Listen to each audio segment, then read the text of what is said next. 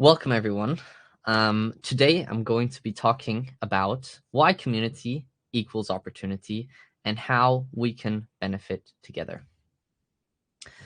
My name is Greg Lester. A lot of you probably already know me. I am the co-founder of Airwiggles, and also I make sounds for video games for a living. And I've been doing that for around 4 years now, full-time in the industry. And during that time, I've shipped a couple of titles, including As Dusk Falls and The Quarry, which are the more notable ones, along with some smaller stuff. And I'm currently doing all of that at Soundcuts, where I've really found my home and my little audio family, which I love and cherish. And yeah, I just basically really like to talk about game audio so much that, part of the reason we decided to have a conference just so I can talk even more about audio. But yeah, I do this all in person, obviously at unis and stuff like that, as well as on the internet, including YouTube and my website and here today, which is awesome. So yeah, but enough about me, because you'll get to know me a lot better during this talk. Because I'll tell a little bit more of my story on how community shaped my career, what I learned along the way, and how you can utilize community to your advantage. And lastly, how we can build a better community and thrive together. So the reason we're all here today is because of community, because of Airwiggles. And so, community is incredibly important. Thank you for coming to my tech talk. That was it. Have a great day. I'm joking. In all seriousness, I owe my entire career to community. And believe it or not, but that is me. Well, I don't look that dissimilar, especially if I shave my beard. But that was, I think, 14, 15-year-old me in my room. And that was in Austria, in a very small town, as you can see by all of the music equipment. And that was all of my Christmas and birthday money and the little odd jobs I did combined, pulling it together, getting some old hi-fi speakers from my dad. And yeah, I really wanted to be a DJ and producer, touring the world, playing in front of all of, big crowds and all of that. And that was what I was super duper focused on. But there were no opportunities where I'm from. I come from a small town surrounded by mountains. They don't yodel, sorry. That's Switzerland, mostly. But there were no opportunities. So I went to the place anyone can go to, the internet. I should have had some tea before this. And that's where I tried to find my people. And I did so and found them on SoundCloud. And many of you might know SoundCloud, but back in the day, SoundCloud was just incredible because it enabled producers like myself, who are total amateurs, to upload their music and have the world see them. So it was kind of like self-distribution, essentially. And the cool thing about SoundCloud back then as well is that it had a hardcore community of producers and music nerds. So it was like all the people that were really into music and a lot of people that made music. And you could repost. It's kind of like a little bit like Twitter, and obviously comment, like, and share and everything. And the whole thing was free. You could pay for a premium account to have a little verified thing, and there were a couple of things like you could upload more and have a spotlight section and all of that. But in general, it was amazing and free. Now they've introduced ads. Very sad. Capitalism. It is what it is. But I got invited to a producer collective. And a producer collective essentially is a little label or like a group of people banding together on SoundCloud usually, and under like one name. And basically they then all helped each other, oftentimes collaborating, making tracks together, promoting their own music. So I was invited to a Skype group with, I believe, 10 other people under the name of the Addities Network, headed up by 2 Dutch producers. And there were pretty much people from all over Europe in this group, including the UK, Portugal, and Belgium, and some other places. And essentially, it was a huge, huge game changer for me, because I all of a sudden now was in a little group of people that did the same thing that I did. So I was not just the one person at school, who no one else did anything like I did. Now I had some friends who also did the thing that I did and wanted to go into the same direction. And that for me was incredibly important, because I learned that this community brought the opportunity to get feedback on your work. And so that was huge. I now could make tracks, and instead of sending them to my friends and getting a, hey, cool track, bro, I got actual, like, the sub in this doesn't actually match with the melody, change the notes, kick doesn't cut through. Have you tried sidechain compression? Oh, what is sidechain compression? And that then obviously led to further growth. It gave me the opportunity to collaborate, which also hugely important. I now had the chance to make music with other people, and that was super, super awesome. I also, together we could make things happen. So we could repost our music. We pooled together all of our audience and got a bigger kind of audience, and we did a live stream. We did a big, well, it wasn't big, it was tiny, but we did like a whole kind of like a party at one time on Twitch where we all streamed different 1 hour long sets. And to be honest, probably somewhere out there if you're good enough at finding it, but I would encourage people not to look for it. But yeah, and eventually I started to make some money, and that was, again, a huge game changer for me, because my dreams started to materialize. So I co-produced an album, and I got paid for that. It never saw the light of day, never got released, but I got paid. I DJ'd at a school party, which was super cool, but also really terrifying, because yeah, kids are pretty hardcore, and I was kind of afraid that people would start making fun of me and whatnot, but it went well.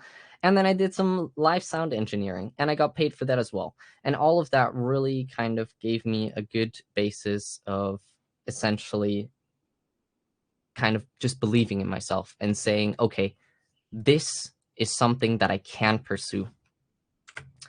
And yeah, this is it's good to be a little bit delusional sometimes, and I fully stand behind this comment.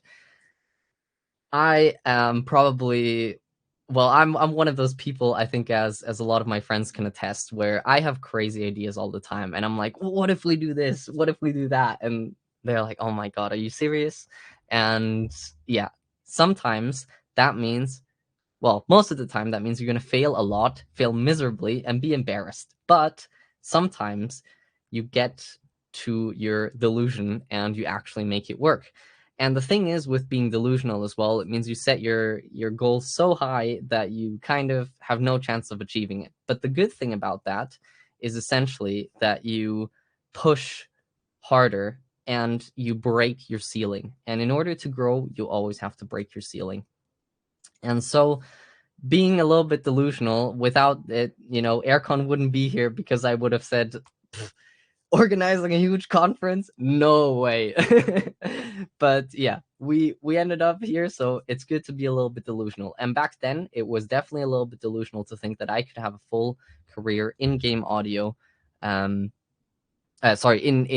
music production, and coming from this small town. So what happened next is that community brought me the opportunity to build this confidence and to, I guess, have a purpose for my delusion.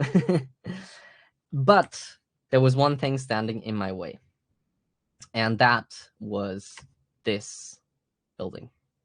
That is my high school, and I was a pretty good student. I didn't have a huge kind of difficulty at school, which was nice. So I could focus a lot of my time playing video games and, making music. But eventually, when school got harder and I started to have to study and revise just to get through, it became a real pain point because all I wanted to do was pursue this career in music and make that, and school was just distraction. It was just pulling my attention away from the thing that I actually wanted to do, that I was good at, and that I was trying to pursue. So basically, when I was around 16, I got really kind of antsy and I was like, I need to leave. I don't want to do this. I'm going to study music anyway. There's no point to this, blah, blah, blah. So I pestered my parents all the time. And eventually they said, like, well, we do support you fully. And that was amazing. And I'm super, super privileged. But they were like, we want you to be in education and go through that. We don't want you to just kind of like quit school without doing anything. So I looked around, and it turns out that the UK has a very cool, different school system where you can go to college, which is like kind of after high school, but before university, and you can do courses kind of like for 2 years where you get a diploma that allow you to study and go on to do a degree. All the UK people will know this, but for me, this was huge news. So the whole thing was then, for me, what I saw was like, wait, I don't have to do maths and Latin and geography and history and all of that other stuff, and I can just do music, and then I can still go study. Sign me up. So I went to the UK with my mom, and I got an interview, and I got in. And that's when I moved to England, where the communities and the opportunities were.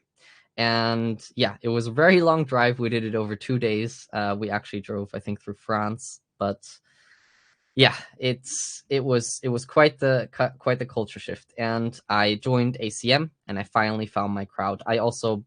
And that was when I was 17, and my parents stayed at home in Austria. They just drove me over, got me settled in, and then left again. But this was my dream, and I was finally living it, and I was so overjoyed and excited to have, like I said, finally found my crowd. And again, I just want to reiterate that I come from a very, very privileged position where that was possible, where my parents were able to support me. And I am super grateful and thankful for that. And that is not an ordinary position to be in. But yeah, essentially, that was awesome. So I spent my time learning music and loving it until eventually I got a little bit fatigued. And I realized that a career in music wasn't for me. I fell out of love with it, and I realized that the lifestyle of a DJ producer just wasn't for me because I'm not a big party goer. I'm a hermit, like that dog, sitting at the window, looking out. I'm more like that. I enjoy solitude. I enjoy seeing people, of course, but like I like to be in my room, nerd out at my computer, and have Reaper open and do all of that stuff. So it was really like quite a big shift, and yeah, it was like, okay, what do I do now? And then this happened, and my head got turned forever. Well, I say forever, who knows what's gonna happen in 10 years, but game audio came along, and I was like, whew, very nice. Okay. And basically I started pursuing it at first as a composer, and then I fell into sound design, and essentially sound design was then really the thing for me. But now I was once again, oh, and yeah, before that, I kind of in Austria, I was this really big fish in a pond, come to ACM, tiny fish in an ocean, but that gives me time to grow. Now, again, I'm kind of like on my own because everyone is swimming in one direction and I'm swimming in the other direction. And all of a sudden, I'm in a music university where they teach you how to become a producer. And I want to go into game audio. So what do I do? Well, I once again had to find my people. And it turns out that I was at the right spot because Guildford is a huge game dev hub. And I had no idea. And this was such a weird, coincidence, universe placement, whatever you want to call it, but it was amazing. And so I looked online and I looked for game development meetups and networking events, and I found one at my favorite local pub at the White House in Guildford, organized by none other than the one and only, the MVP, Lewis Thompson, who, of course, is now one of my closest friends, co-founder of Airwiggles, and my coworker. But back then, I went to that event and I was absolutely scared. I knew no one, and I was like, oh God. And I couldn't even find it at first. It turns out it was like in the top floor, and I was at the bottom floor, and I was like, lurking around, being awkward. And then finally I found it, and then I talked to people, and everyone was so cool and so warm and amazing. And immediately Lewis like took me and was like, hey Greg, come with me, basically. And after that event, he said, there's a lot of other cool stuff going on here. Let's go to these events together. And I was like, absolutely, hell yeah. So I went on to all of these events. Again, I knew no one and it was terrifying, but the awesome things were that he had friends. So he introduced me to those friends. They introduced me to their friends. And eventually I kind of just had some friends. And then whenever I went to the next event, I already knew some people and they introduced me to new people, and so on and so forth. And yeah, this was just really, really important, because that allowed me to now be again in the community that I was supposed to be, surrounded by the people that were trying to get or already there in the same spot as I wanted to be. And so what I learned from that is when you want to catch fish, you don't use your hands. Instead, you build a net. And the bigger the net, the more fish you can catch. But what has that got to do with anything?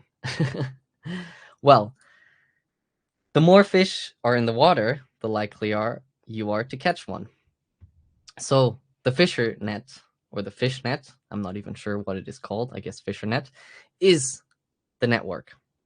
And so every single person in your network is part of one of those strands of the net. And the better the relationship, the better that string. And so combined, it gives us this entire net that essentially catches fish, the fish being the opportunities. And for me, I like to look at it this way because that's always how I recommend people also to approach it, is to network, to find the community and to make friends, because that's often how you get those opportunities. And if you build a net, it will catch those opportunities. And so for me, basically getting into the right crowd and building that net brought me a bunch of opportunities, which I'll talk about in a second. But basically, a community is an already established network. And it also has a lot of fish. The reason for that being because if we take a bigger kind of like game dev hub like Guildford, it's a positive feedback cycle where Guildford has a bunch of studios. Therefore, it also has a bunch of people working in the game dev industry. Therefore, a bunch of people come to work there, so it attracts talent, and therefore more companies jump up there and migrate because there is talent. So it's a really great positive feedback loop. So again, the network being the fisher net that catches your opportunities. But back to the story. So I got my first full-time job offer at the pub, and the way this came to be was through my network, because I got so previous to this, I got some great opportunities from Lewis and from some other friends, where I did a little bit of freelancing. But my first full-time job offer was when I went to a leaving do, and essentially I had some drinks and there were some people that I didn't know. One of them I talked to for a very, very long time, and it turns out that he was about to start his own company after having been in the game industry for years, having taken a short break, and then kind of come back into it. And this obviously was quite interesting, but I didn't think too much of it, because I didn't really feel like I was at the position where I could be doing that much. But I kept it in the back of my mind. And he then said, hey, you should reach out to these people who are in the audio industry. But instead of doing that, I reached back out to him. And the reason for that was partially because I found out that he had worked on one of my favorite games. He had worked on Boxhead, which is like this browser flash game. And I used to play that in school with all of my friends all the time. It was like the biggest game at our school, which was pretty funny. And so I was like, oh my God, I didn't realize you worked on this. That's crazy. Very cool coincidence. And he was like, oh yeah, I did the sound as well. What do you think of it? So me, being me, I opened the Google Doc and made like a 2.5-page huge breakdown of all of the sounds with screenshots and improvement ideas and all of that, and sent it over to him, and then realized like, this might be over the top. But he really liked it, and he said, wow, that's cool that you put the time into it. The game is called Boxhead. It's a flash game. Yeah. And basically he was impressed by me kind of like taking the time to do this. And so I kind of was essentially we just kept in touch, and he told me more about his game and the stuff that he was working on the project. And eventually he came back to Guildford, and he was looking for someone to help him with the design of the game and the audio, but mainly the design. And I had recommended a friend of mine, but and part of the reason he came down was to then talk to that friend. But that friend declined last minute and said, busy, just got another job, can't do it, happy with this. So instead, we chatted, and he was like, hey, why don't you give this a shot? I think I can help you out, and you can do the audio as well. And so I was like, hell yeah. I have no idea what I'm doing, but I'm totally going to give this a shot, because this is an opportunity too good to turn down. And lo and behold, I was thrown in at the deep end of the pool and had to really flail my arms in order to not sink. And it really felt like I had kind of like all my clothes and everything on, and I was going down, because I was now in an area that I've never done anything before, which was design. I had also the responsibility of doing the audio and the implementation in Unity with C# code, using Wise and everything. And on top of all of that, we were basically pitching to publishers, and all of the people on the team, which was I think 4 people at the time, all had like 30 plus years of experience under their belt, and I had 0 years of experience under my belt. So but I was brought along to the publishers like EA and Paradox and all kinds of places, and it was like the imposter syndrome was unimaginably big, because essentially we had like the name breakdowns of the people with all of their millions of credits and 30 years of experience and blah blah blah, and then there's me, the young blood, the fresh person, I don't know, and it was just like, oh god, why am I even here, But I survived somehow until the first huge problem, and of course it came.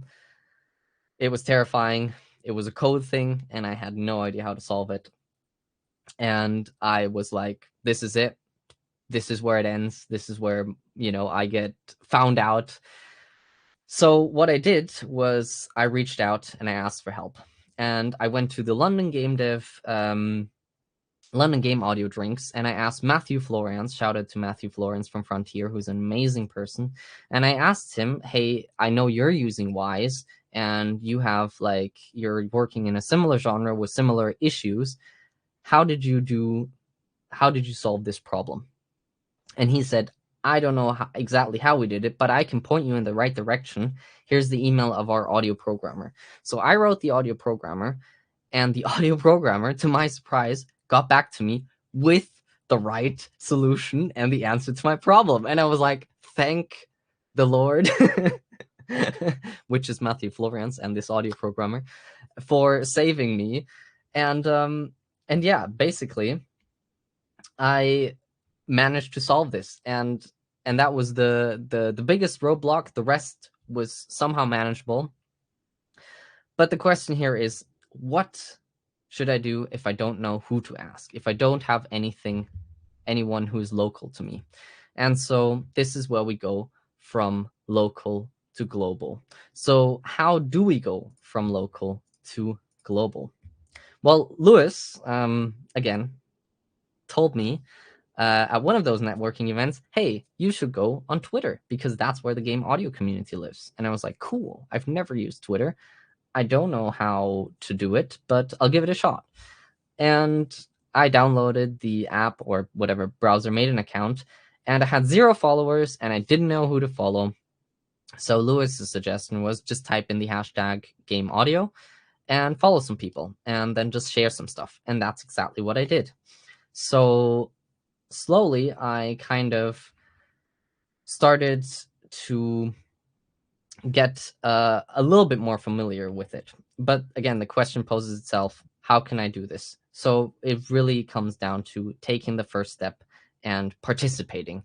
And this is the big thing. It's like you can be overwhelmed by it, and it is very overwhelming, but just the simplest step of participating is just so incredibly crucial and important.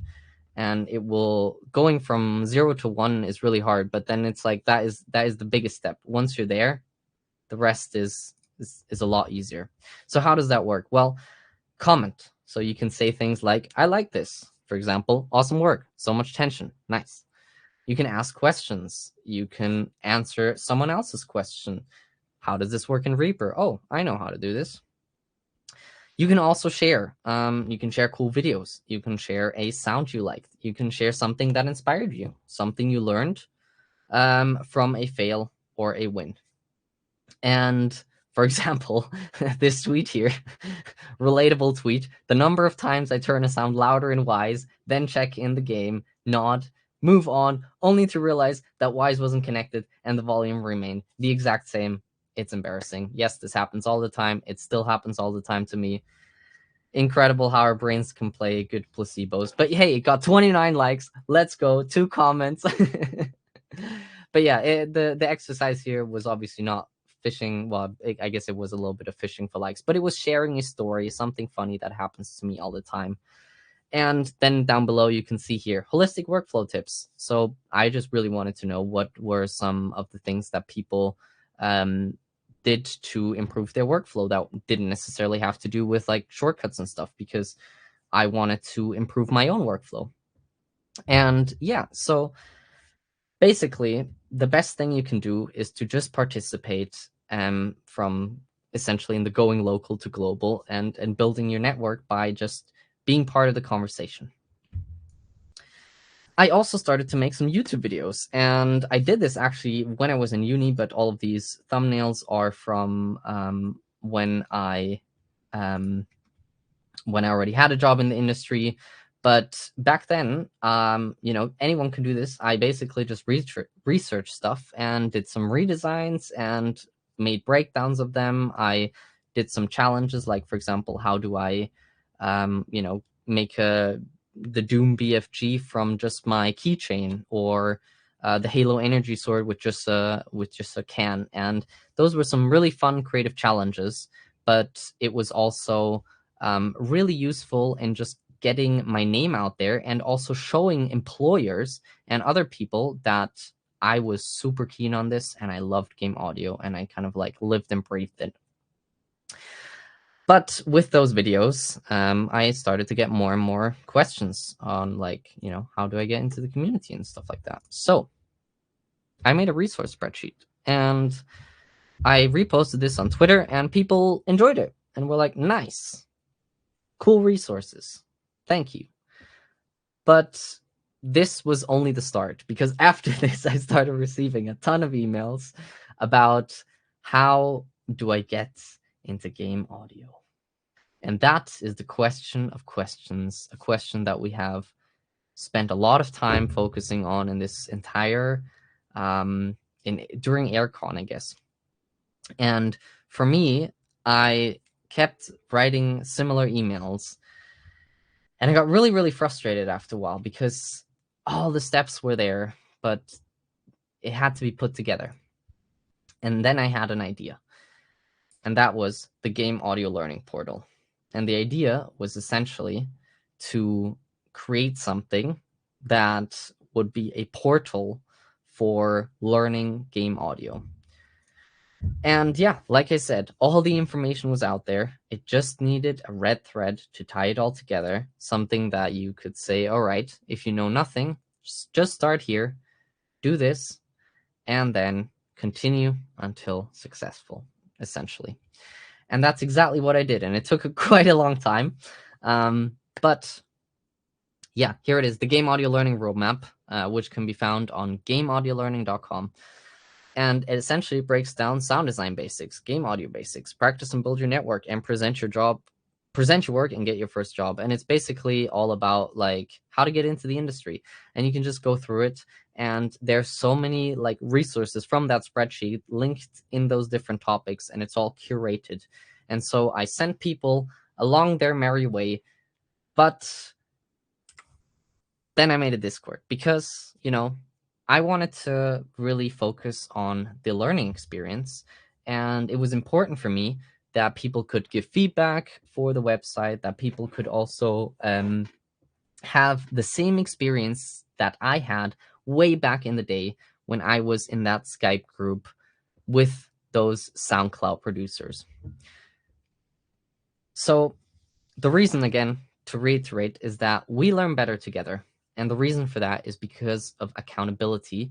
We can measure, if you're doing something and you're telling the world, hey, I'm going to do this redesign, and then you get stuck after a day and I'm like, oh, no, I'm not going to do this. But you've already told everyone, well, you have to finish it. So you unblock yourself and you keep going. And so accountability is super important, and a community of people who are in a similar situation can be really useful for that. That's why like unis and schools are really awesome environments, because everyone is trying to go towards the same direction. And that can be really motivating, because it's often hard when we're just kind of isolated and alone, but when we're doing it with people, it's also really inspiring. And we can then have feedback from others, as I said already, and you can measure yourself. You can see, okay, on the scale of like from where I want to be in this whatever PlayStation sound designer, how good do I have to be to get here, all the way to where's someone who is slightly above me and someone who's slightly above them. And measuring yourself is also then really useful, because you can see, okay, how much more do I have to do to get to that point? And then, of course, helping each other. This is really crucial, and this is such a huge part of, obviously, this whole process is, how do I do this? Because someone who might be more into tech audio might be able to help someone who's more into sound design, and vice versa. And, well, the Discord blew up. It was mind-boggling. It had around, I think, over 600 people in like 2 to 3 months after launch. And that was awesome. But unfortunately, it didn't work, because I don't like Discord. And I thought there must be a better way. The reason I don't like Discord is because you have all of these text tabs and conversations, and it just gets really out of hand. And I, at that point, was a bit of a Twitter addict, and I really enjoyed like the casualness of scrolling. But what Discord has is you can actually engage in a conversation. Twitter, not so much. And on Twitter, also, everything kind of disappears into the void of the feed, and you have this algorithm pushing stuff at you. And it's just like, whenever I go on it, it's like, oh my God, I wanted to look at game audio things. I'm now doom scrolling news and memes, and yeah. So yeah, there must be something better. And an idea formed, and Lewis and I decided to test it. So we created a prototype, and we invited our friends. Shout out to all of the beta Airwiggles squad. And yeah, we basically literally said to a couple of friends at first, hey, we have this idea. This is our vision. Can you please post once a day, at least, to see if we can actually, if this works in the first place, if this is actually something that's interesting. And then we invited it to the public.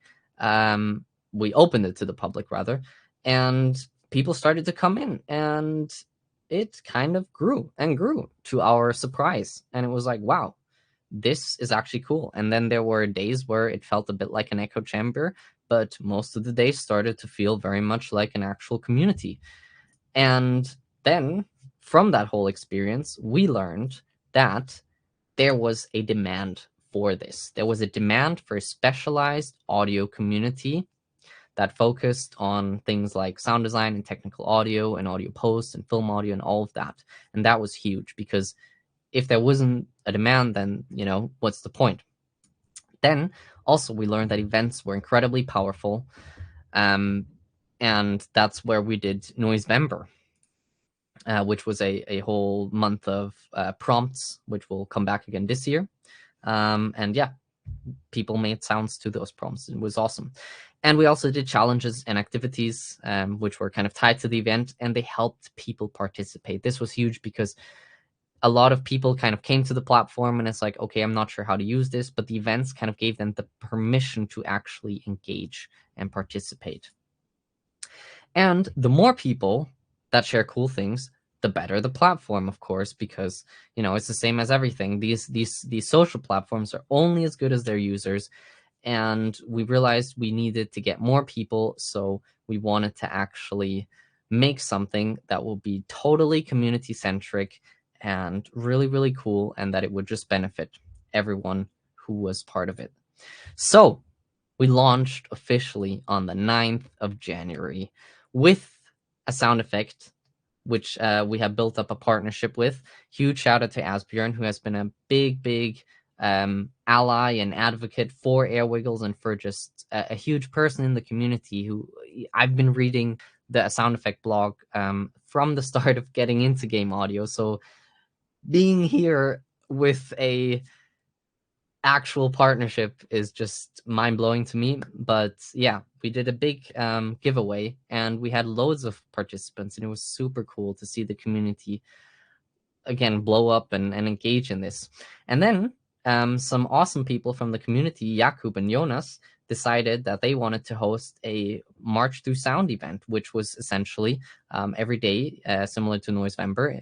Every day there's a different video clip this time that is around 10 seconds, and people could participate. I'm sure loads of you have participated, because we got 169 sound designers and a total of 1,725 redesigns, which is crazy. And that was awesome. So this again showed like, okay, we can actually throw events and make some cool stuff. So then we got a little bit more ambitious. And essentially, well, this is where the quote, sometimes it's good to be a little bit delusional, comes up again, because initially the plan was, okay, let's do a month of, we're all about puns, so we thought AMA, AM May. Ask Me Anything May. We get a bunch of people in from the community. We do AMAs with them. Maybe we do like a competition where people have like breakdowns and whatever, as in not have breakdowns, but do breakdowns of their videos, their sound design process. We don't want anyone to have a breakdown. And then, yeah, essentially after a while, we were like, you know what? We could do some talks as well. And then it was like, well, why don't we just throw our own event? Because we saw that all of these live events, they were really cool, and it was always or not always, but it had recently become my aspiration to host one of them. But the big thing was that everything is paywalled pretty much, and it's mostly in person. And even the things that aren't in person and don't have like a high pay gate, they don't allow speakers that aren't in the location. So it's all kind of no room for hybrid or anything. So we were like, okay, we have to essentially bring this whole thing online, because that's where we can break down those barriers. We can make it all for free, and we can essentially make a huge event for everyone. So then we set out to do this, but the question posed itself: how the fuck are we gonna put on a huge event like this? And yeah, that was a big question that Lewis and I had to ponder. And what better way than to get the entire community involved? And so we went and asked our friends, and we asked some of the hardcore Airwigglers, hey, does this sound cool? Would you, should we do this? And the answer was a resounding yes. So we're like, okay, let's go. So me and Lewis put together a strategy plan, and we essentially went out and asked tons and tons of people to do all of this. And to our surprise, pretty much everyone said yes, and it's awesome. So what we found out again here is the big takeaway is people make things and they make things happen. So go to the people, because an event is nothing without the people. So yeah, we did exactly that. And really, kind of, what is the takeaway from all of this? Well, the big takeaway that, for me, at least, is that community brings the opportunity to find work, to basically, because like I said, with the fish and the fishernet and all of that ecosystem, the work comes, the opportunities come to where the talent is. And if the talent is in one place, then that's where the opportunities will go. On Airwiggles, we have an opportunities tab where all the opportunities get posted. And again, if you're a sound designer who is working at a company and you want to actively hire other sound designers, well, where do you go? Obviously to the other sound designers or game audio people or film audio people or whomever. But you go to the people where they are. So that's the best place, obviously, to go. It also is, community also brings the opportunity to make the impossible possible, because again, aircon is just a delusional idea without the people, without the speakers, the guests doing the AMAs, without all of you wonderful Airwigglers showing up to these events and actually participating, because otherwise it'd be a bit sad if I was talking alone in my room at my screen. It also brings the opportunity to collaborate and work together. And again, that is huge, because we can do awesome things together. And especially when you're working on big projects, then it's always useful to have more hands. And so community does exactly that. And before my talk, there was an awesome talk by Sergio about freelancing. And he talked a little bit as well about kind of a safety net. And one of the big parts of this safety net is community. And community, again, is the friends and the people here that you can rely on. And you can say, hey, I don't know how to do this, or hey, I'm really struggling at the moment, mentally or physically, all of this stuff.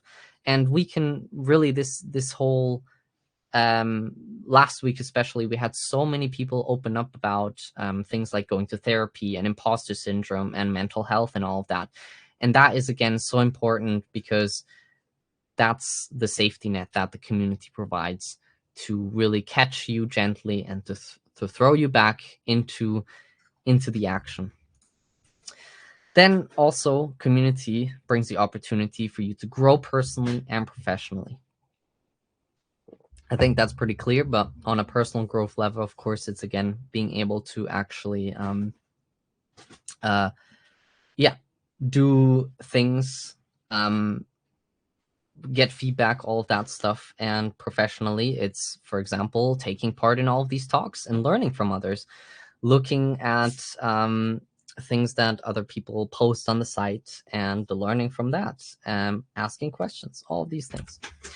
And again, goes into the point above, you can learn and get inspired by others. I think inspiration is so important. When I work on a game, I always, part of the process whenever I design a sound for a new thing is to gather references. And that's where the community is there to help get me inspired. And yeah, huge important part. And then, of course, connect with others and make friends. The people in this community are so amazing, and I have pretty much almost never met anyone who has been like anything other than good vibes. So yeah, I have so many people in this community that I can call my close friends. And whenever I go to develop or any of the meetups, it's amazing by kind of the flood of good energy that I am always met. And it's just so awesome. And lastly, it allows you to expand your horizon in every single way possible. And for me, what I want to highlight here specifically is diversity as well, because this industry is has historically been very much dominated by people who look exactly like me. So I guess I'm part of the problem, but I'm hoping also to be part of the solution and to bring more diversity into this by breaking down the barriers of location and financial kind of incentives and things like that. And that's also why we wanted to make this event online and free so everyone can participate from all around the world, because it's cool to have people from different backgrounds with different stories, and then you get way more interesting games, you get more cool sounds, you get different influences from different cultures and backgrounds and all of that stuff. It's just awesome. So yeah. What have I learned along this journey?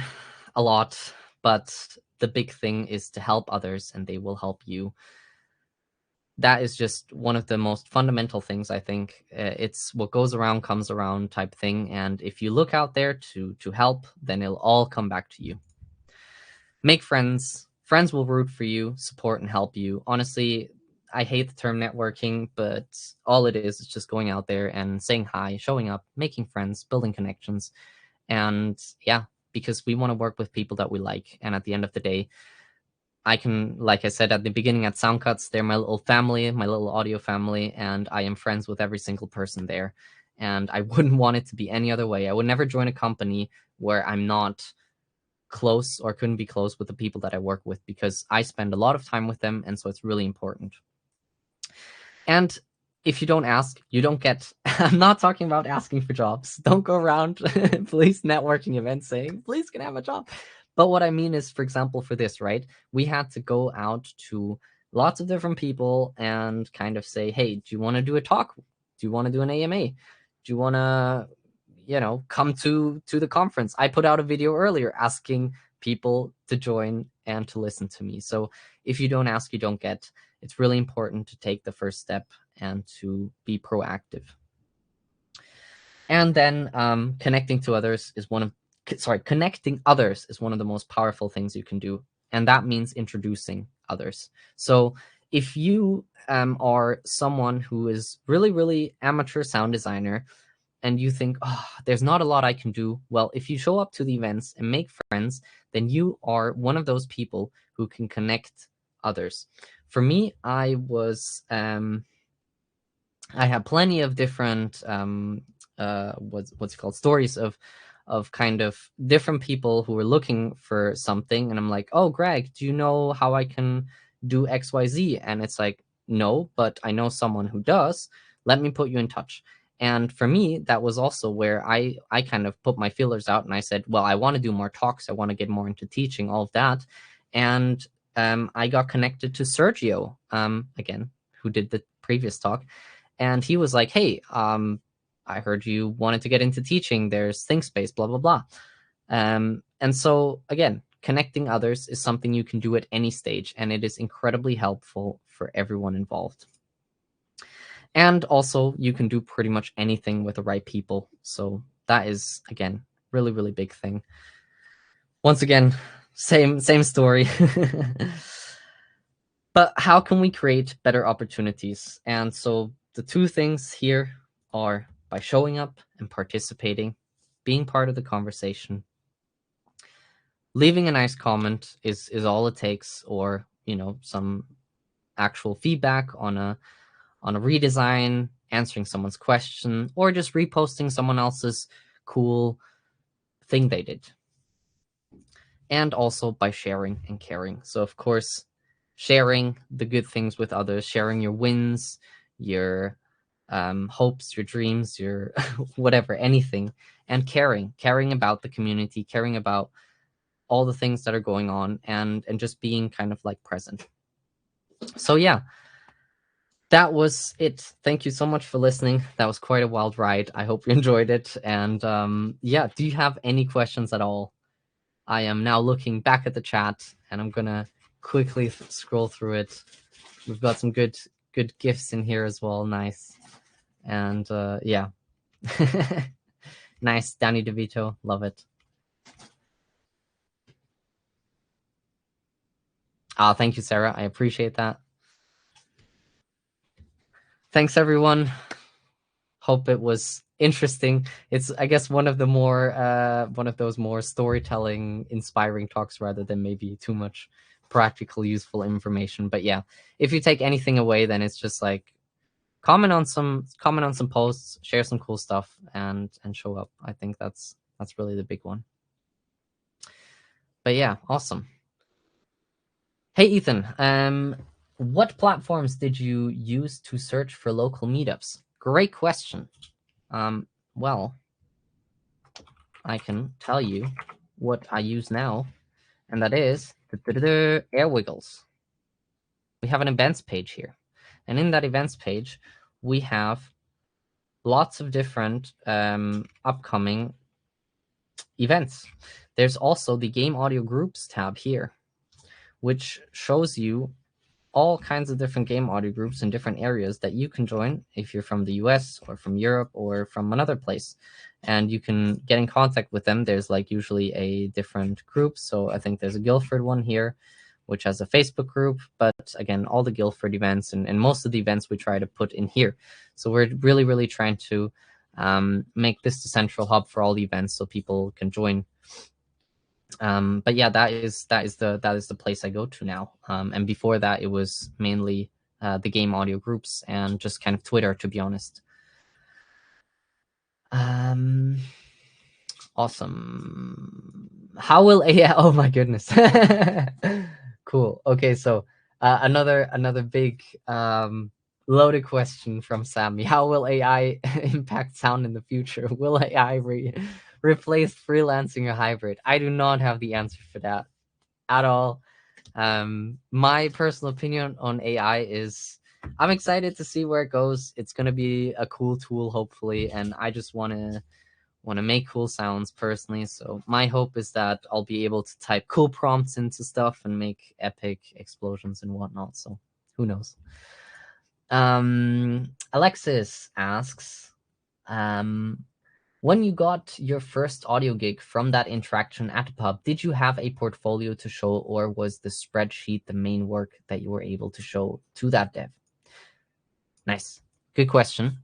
So I had a website and a portfolio and a demo and a CV and a cover letter, but none of that mattered. The main thing was that I followed up and I built a personal connection.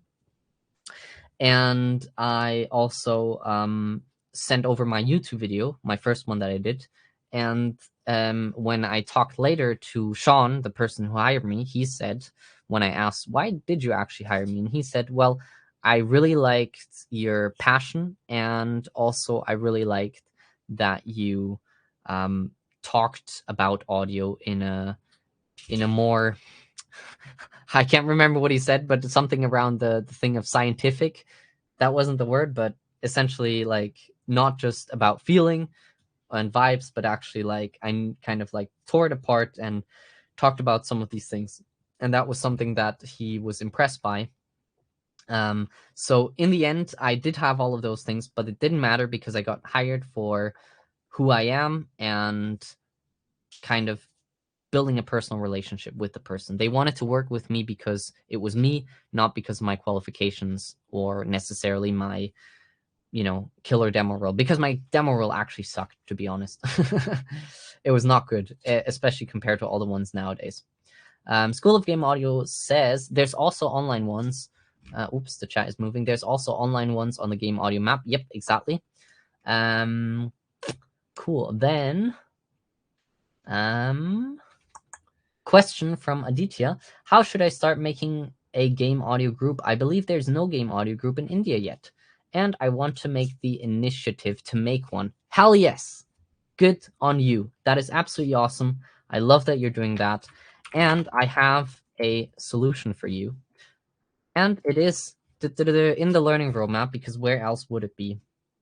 And it is in the, I believe, networking here. We've got practice and build your network, networking, and here, oops, it's gonna send me to developer mode. Let me just, there we go. So here's the link. Basically, down here, it says a little bit how to network, where to find networking events, and then organizing a networking event. So this is a little quick guide, 5-step breakdown on how to run a networking event.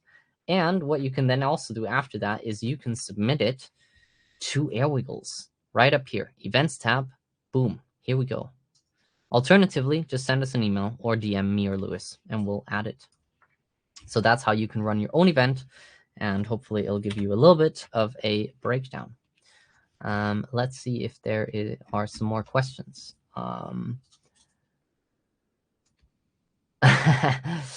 Vincent says, never in my life have I ever attended any conference that goes this long into the morning. Yeah, so I'm in the UK time, so it's currently 7:15 here, or 7:13, so yeah.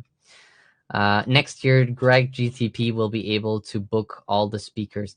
Precisely, I will be replaced by AI. That's the next evolvement chapter in my story. I will have a chat GTP integration. Yeah. No, for sure. I mean, we'll see where AI goes. And yes, Prashant Mishra and Nishant. I hope I pronounced your name. Yes. There's Game Audio India, I think, as well, which is awesome. So definitely get in there. It would be really cool to get more people from India because it's such a big place. Yeah. Jack says, I feel like I'm restarting my career with stumbling upon this event. I'm so stoked to get involved with all of you amazing people. Awesome. Fantastic. Really, really happy to hear it.